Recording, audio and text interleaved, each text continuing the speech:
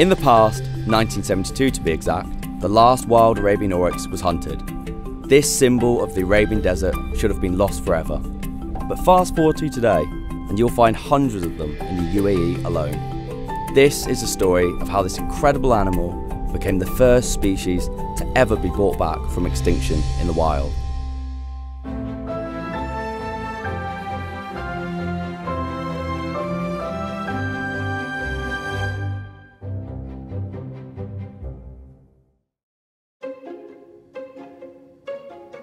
My name is Gerrit Erasmus and I am currently the Conservation Manager at the Dubai Desert Conservation Reserve, also commonly known as the DDCR.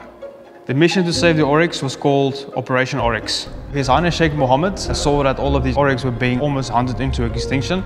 What they then did was they took a small amount of oryx towards Arizona in the US. They essentially put them under very strict control measures, security, made them breed.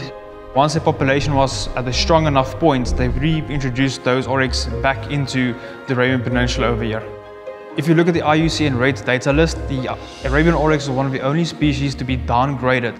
They used to be extinct in the wild and they have been downgraded to vulnerable out in the wild right now. So the mission essentially was to achieve that.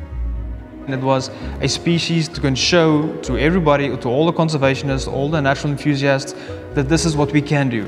If we really put our mind to it, if we dedicate a piece of land to a specific species, we can conserve them, we can actually save them. The Arabian Oryx is the smallest of 4 oryx species in the world. And if you look at the entire structure, the way they are built, the oryx's superpowers are definitely the adaptations to survive out in this environment. So let's start by the coats. The coat is white, so it reflects the heat of the sun. If you look at the feet structure, they've got a very wide hoof, so that's easy to walk on the sand. They can go up to about, say, 2 months without water, actually drinking water, getting a lot of their moisture from the environment, eating plants. The black markings around their face produces the glare of the sun. And then as well, what they have is what a lot of biologists refer to as a wander net, is they have this series of veins and arteries running through the nose, cooling down the blood and then cooling down the brain. So essentially cooling their body temperature about between 3 to 4 degrees. So with a range of superpowers like this, why did they go extinct? In the past, the oryx were valued sources of meat and their hides precious sources of leather.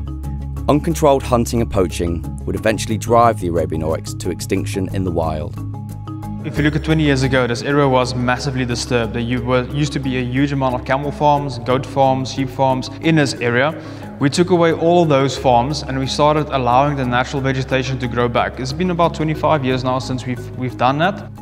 Since then, we have just supplemented the oryx's diet by providing them with additional feed on a daily basis. Hopefully within the next 5 to 10 years, we can take away that supplement feed and we can allow them to actually feed on a natural vegetation. Culturally, I believe that the Arabian Oryx is hugely important to both the Emiratis, the Qataris, the Bedouins, the Saudis, every Middle Eastern that used to live in this area for hundreds of years.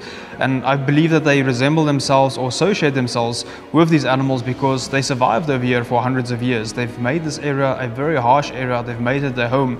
They have adapted, they have flourished, and they've made a huge success of the Middle East. It's a tremendous privilege for me to be able to say that I am part of protecting the UAE's national animal. I believe the younger version of me, if he could see what I'm doing right now, would be absolutely ecstatic to grow up and go do it himself. Driving to work in the mornings, I get oryx on the road and I think to myself, this is my traffic. Yeah.